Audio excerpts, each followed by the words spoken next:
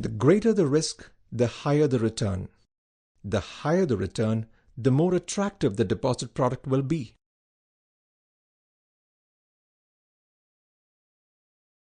Financial institutions thus develop financial products that factor both the returns and the risk appetite of the customer.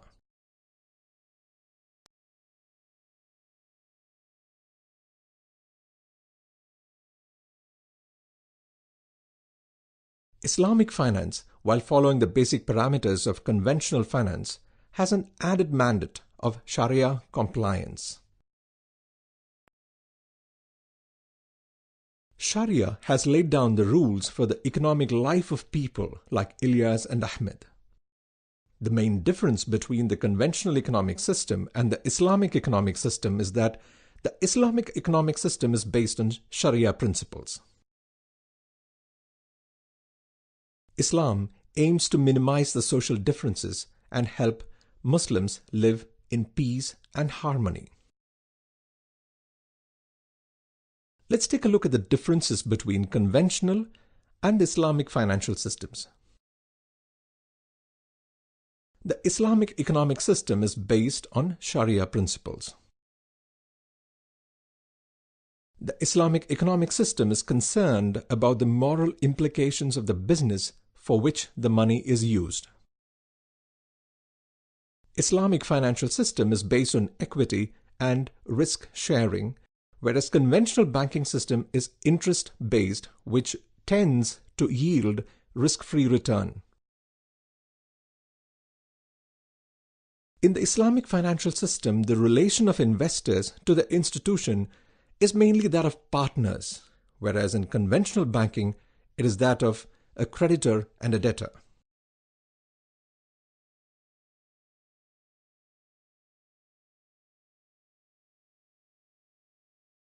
The Holy Quran and the Sunnah are the primary sources of Sharia in Islamic finance. Quran is the book of divine guidance.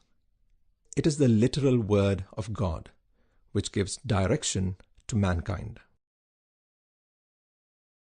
Sunnah means the way of the Prophet Muhammad, taken from the Hadith, books that narrate the practices and the utterances of the Prophet. The other sources of Sharia in Islamic finance are Ijma, Qiyas, and Ijtihad. Ijma is the consensus among Sharia scholars about specific issues that are not clear in the Holy Quran or the Sunnah. Qiyas is the use of deduction by analogy to provide an opinion on cases not referred to in the Holy Quran or the Sunnah.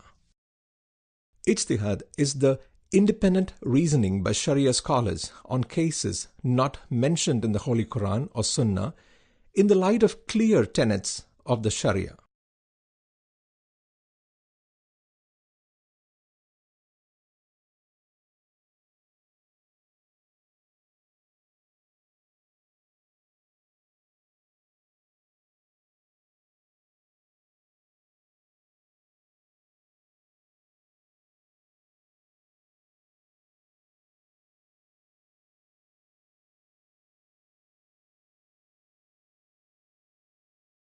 Some of the fundamental principles of Islamic economics are: Zakat. The religious tax Zakat is introduced to narrow the gap between the rich and the poor. The wealthy should give a percentage of their earnings to the needy. Sharing of resources. All material goods are the property of God. Human beings are just His trustees. It is unlawful to hoard food and other basic necessities.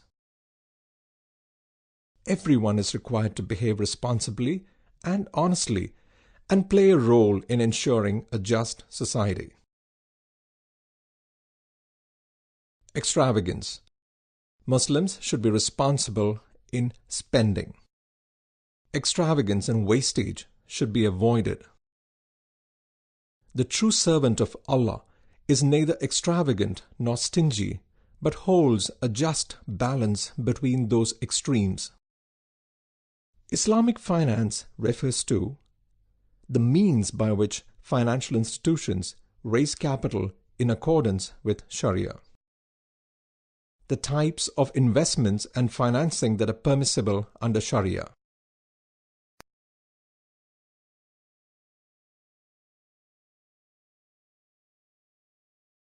the socio-economic rules laid down in the Quran and the Sunnah are the fundamental principles of Islamic banking. Prohibition of riba or interest, prohibition of gharar or absolute uncertainty, prohibition of wealth from immoral activities, sharing of profit, risk and loss. Riba. The word riba literally means increase. All transactions must be free of riba, whether giving or receiving, whether dealing with Muslims or non-Muslims. The Quran warns that involvement in riba-based businesses is equivalent to waging war with Allah and His Prophet, peace be unto him.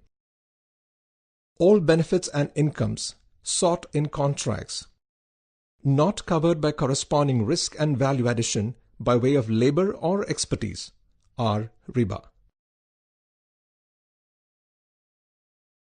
Gharar. All transactions are based on real or tangible assets or papers representing these assets having definite value. Economic activities involving speculations having the effect of gambling in which both parties are involved in direct conflict of interest are ruled out.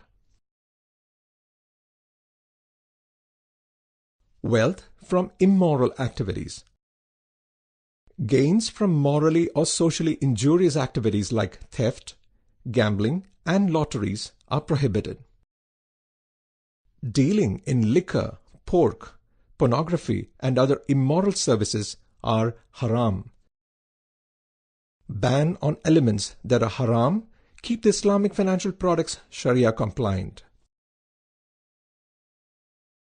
Sharing of profit, risk, and loss. Parties involved in a financial transaction have to share both risk and reward. Whoever is the owner of an asset has to bear the risk or loss relating to that asset. No pain, no gain. A person has a right to get profit only if he is ready to share the business risk.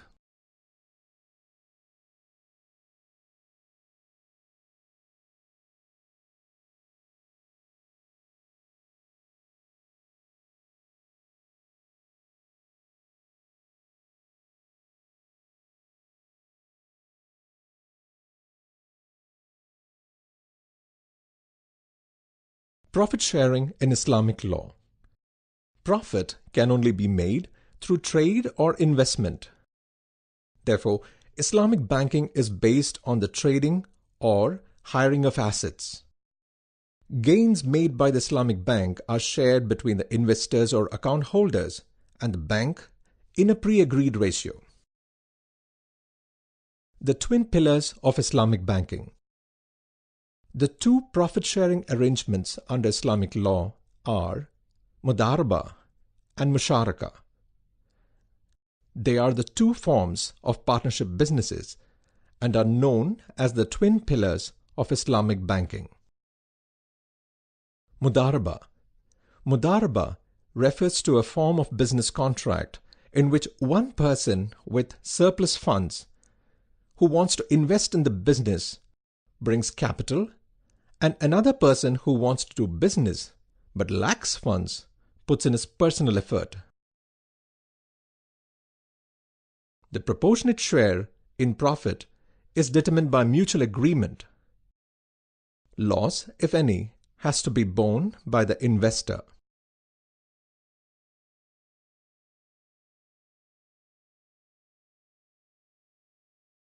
Musharaka.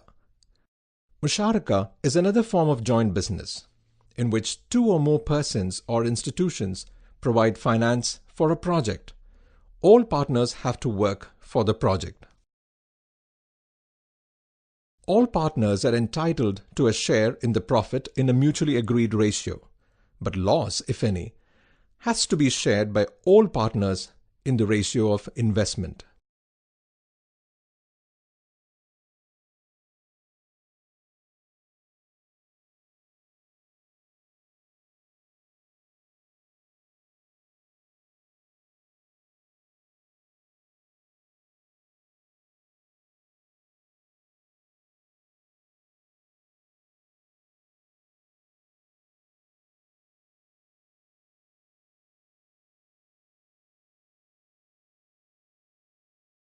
If Ilyas or the bank sells a commodity on credit or enters into any other transactions with Ahmed, where the repayment of money by Ahmed is deferred to a later date, Ahmed has to pay the debt irrespective of profit or loss to him. This is a case of debt. Going by the Quranic prohibition of riba, no increment is permissible in loans and debts once created or agreed.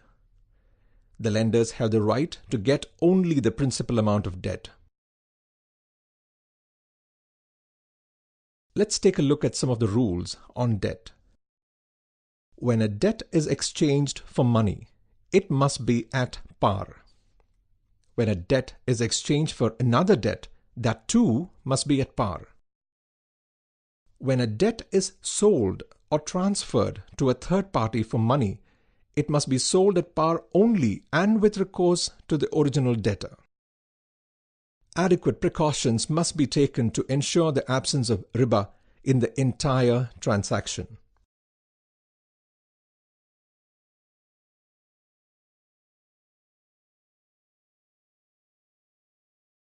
Ilyas was awarded a performance bonus of 1 million dirhams.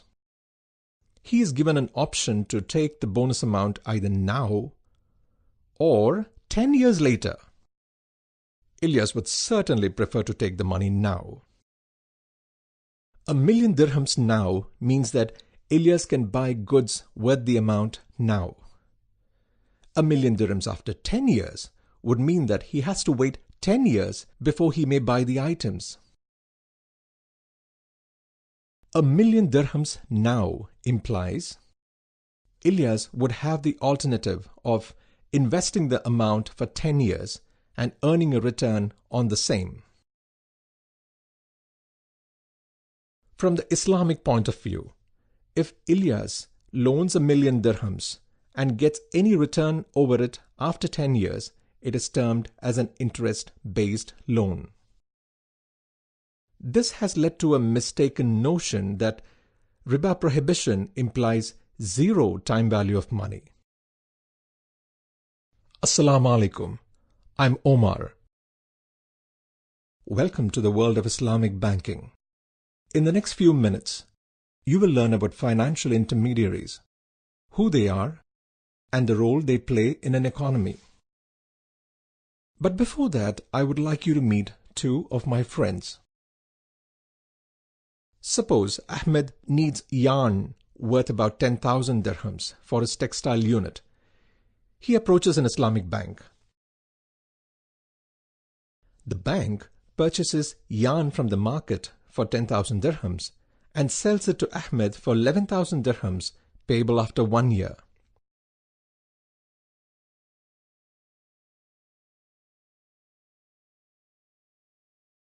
This transaction is perfectly valid and acceptable in Sharia. Here, the bank has taken value for the time given for repayment. Allah has permitted trade and prohibited riba. A seller in a trade, whether on spot or deferred payment, is free to charge any price. The profit that accrues to him in the sale is legitimate. Normally, the spot price of a commodity may be lower than the deferred price. Such price differential is deemed to be the time value of money. Time value of money in a sale is acceptable in the Islamic framework. But time value of money is not permissible in the context of loans and debts. Suppose the bank sold yarn worth 10,000 dirhams to Ahmed for 11,000 dirhams on deferred payment. The debt receivable by the bank is 11,000 dirhams. The bank can get the time value at the time of pricing the yarn, and the price is settled once and for all. The bank cannot demand any further return on the debt even if the yarn price goes up in the market or Ahmed fails to pay on time. Ahmed may have an incentive to delay the repayment. Ahmed might become selfish and tend to default. Islam obliges Ahmed to fulfill his promise and pay on time. As the system cannot work if debtors do not pay on time, Sharia scholars have allowed imposition of penalty for non-payment. However, such amounts received as penalty would go to charity and will not be treated as an income in the Islamic bank's books of accounts. The Islamic economic system aims at social justice without inhibiting individual enterprise. Ilyas need not compromise on his religious principles while reaping in the benefits on his investment. The financial vehicles envisaged by the Islamic law will benefit the society as well as Ilyas himself. As yet in its infancy, Islamic finance is rapidly gaining recognition throughout the world. Its ethical foundation has drawn the interest of not just Muslims, but also many non-Muslims around the world as clients. While boldly striking a balance between the worlds of religion and finance, the field of Islamic finance is expected to evolve continually in the days to come. Let's recap what we have learned. The basic differences between a conventional banking system and an Islamic banking system. Islamic finance is based on mandatory compliance with the Sharia or Islamic law. The basic principles of Islamic banking, such as prohibition of riba, prohibition of gharar, prohibition of wealth acquired through morally or socially injurious activities, sharing of profit and loss or risk and reward between the partners or the parties, payment of zakat by every Muslim who owns wealth to those in need. This is Ilyas. Ilyas is the Director of Business Development with a construction major. So, why is Ilyas happy? Well, he has every reason to be. His hard work just paid off. His employer recently rewarded him with a hefty performance bonus of 1 million dirhams. The twin pillars of Islamic banking, Mudaraba and Musharaka, two forms of partnership business. The issues of loan and debt in relation to Sharia compliance. No increment is possible in both cases. The concept of riba-free transaction and how the concept is extended into Islamic banking. The promotion of trade by Islam as a means to make profit and the prohibition of riba. The concept of time value of money, which is used while pricing the goods or the usufructs or benefits to get returns. You may now reinforce your learning by going through this topic in the illustrated textbook and check your comprehension on the subject by attempting the questions in the workbook. In the next module, we will be touching upon some of the major norms of Islamic finance. This is my other friend, Ahmed. Ahmed owns a wholesale garment trading business downtown. Ahmed recently won a multi-million dirham order to supply a large quantity of garments to a client in Saudi Arabia. But why does Ahmed look worried when he should be rejoicing? The fact is, he does not have enough stock with him to meet the order. He has to import garments from India.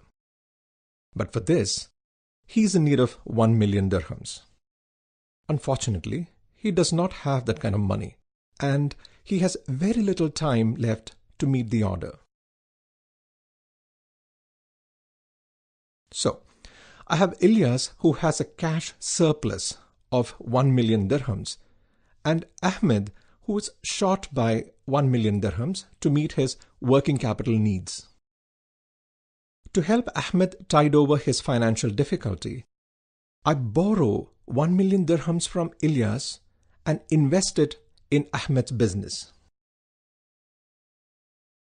That is, by channeling funds from Ilyas, who is a cash surplus unit, to Ahmed, who is a cash deficit unit, I played the role of a financial intermediary. In any economy, you will come across several cash surplus units and several cash deficit units. The challenge for these economies lies in mobilizing funds from the cash surplus units and channeling these funds to the cash deficit units. My role as a financial intermediary may have worked well for Ilyas and Ahmed. However, as an individual, it would be difficult for me to act as a financial intermediary to these thousands of cash surplus and cash deficit units. So if it is not going to be me, who else will manage this mobilization effort?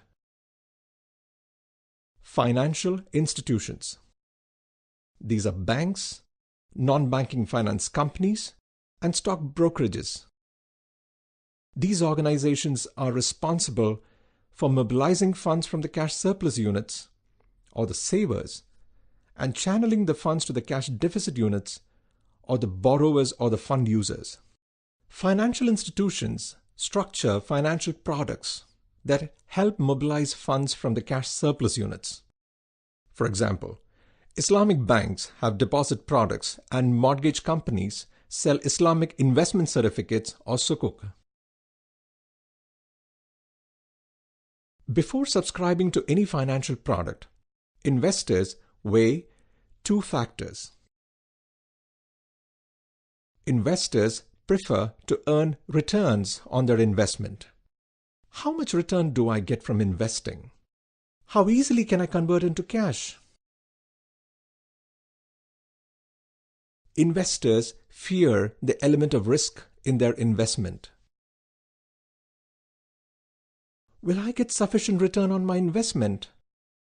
Will I get a regular return? Can I cash out and exit easily?